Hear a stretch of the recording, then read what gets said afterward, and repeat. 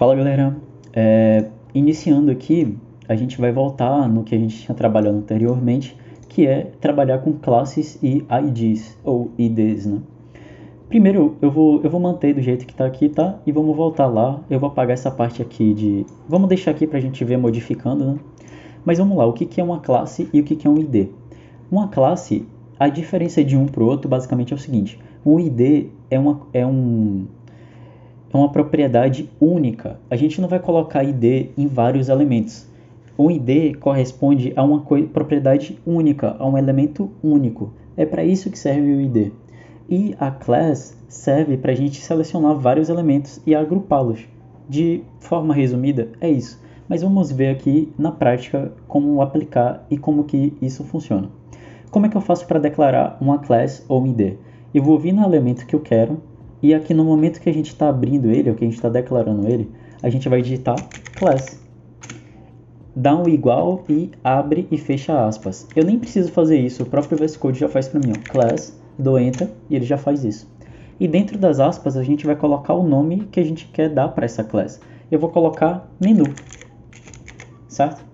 A outra coisa que eu esqueci de mencionar na parte de HTML semântico, né? Tem uma tag chamada nav, que serve para navegação. Então a gente vai colocar aqui dentro da UL. Por quê? Englobando a UL, né? Porque é um menu, então a gente vai navegar. Então é interessante ter essa tag chamada nav. Então, continuando, vamos lá. A gente criou aqui a class menu. E aí, como é que eu vou selecionar essa class menu? A gente vai lá no CSS e aí a gente vai digitar assim, ó, menu, abre e fecha chaves. Só que aí você tem que ter cuidado. Tá vendo que essas outras tags estão rosinha aqui? O menu também tá rosinha, só que o próprio VS Code está dizendo para mim ali que tem alguma coisa errada. Ele está dizendo aqui, ó, que essa propriedade aqui não é vazia, não foi encontrada, porque não existe uma tag chamada menu.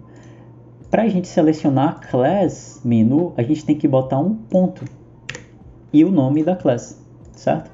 Apenas isso. Ou seja, uma tag que é uma tag mesmo, né? Por exemplo, essa aqui, ó, nav. A gente digita nav. Porque existe, isso aqui existe, tá? Mas o menu não existe. O menu sozinho aqui no caso, né? Então a gente tem que botar um pontinho, beleza? No caso aqui ele está alertando porque não tem nada aqui dentro. Se eu colocar alguma coisa aqui dentro ele vai deixar de reclamar. Mas enfim. Continuando. Agora sim eu posso alterar ali, né? Aí perceba, nossa UL é menu. E perceba que aqui em cima tem ó, o UL background green. Só que eu vou digitar aqui agora background brown. E vai ficar na cor brown. Por quê? Porque o CSS ele sempre lê o que vem por último. Se eu declarei aquilo ali em cima, ele vai devolver para a gente o que vem depois. Então, mesmo que a gente tenha declarado aqui em cima, ele sempre vai devolver o que vem depois.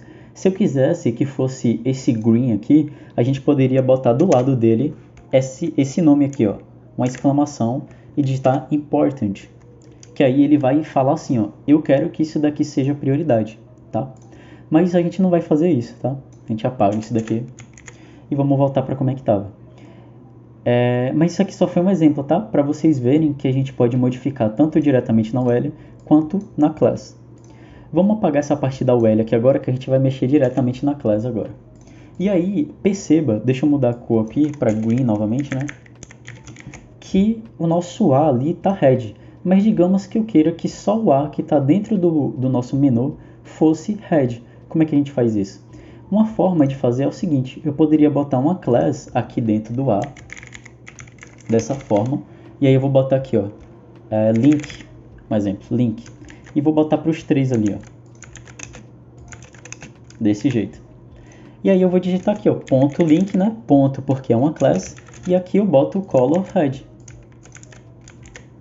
Aí perceba que apenas a nossa tag que tem a class link foi modificada. E o link normal ali não foi. Por quê? Porque a gente está mexendo diretamente com a class e não com o elemento primitivo, que no caso é a âncora, né? O A. Só que eu não gosto muito de fazer isso. Por quê? Porque o link aqui, ó, a gente escreveu o link 3 vezes. Ó. A gente está repetindo o código. Então uma forma da gente trabalhar melhor isso é fazer o seguinte. A gente vai apagar isso daqui vai colocar menu, e aí pensa comigo.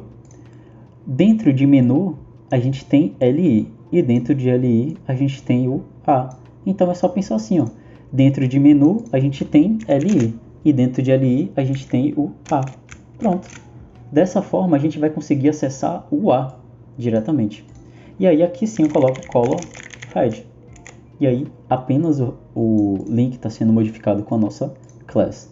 Beleza?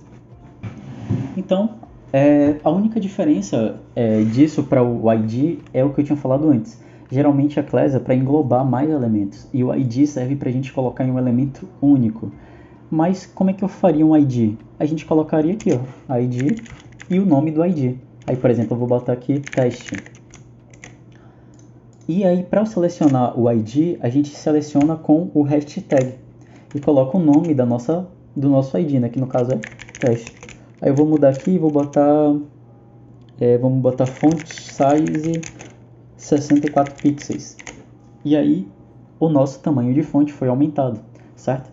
Mas a gente vai raramente usar o ID, só em momentos específicos, tá? Mas eu acho que deu para compreender, né, a diferença de um ID e a diferença de um class. Na maioria das vezes a gente vai usar a class, e quando a gente quer acessar elementos que estão dentro de outros elementos, a gente estrutura dessa forma. A gente vê quem é o que está segurando o maior, no caso é o L, né? Dentro de OL tem LI e dentro da LI tem o A. E aí a gente escreve dessa forma, né? E de forma respectiva, né? Menu, que é o L, LI que vem em seguida e o A, que é o que vem por último. E aí a gente consegue alterar ele diretamente. Beleza? Então é isso. Eu espero vocês na próxima aula, e na próxima aula vai começar a ficar mais bonitinho, eu prometo, tá? Então, até lá.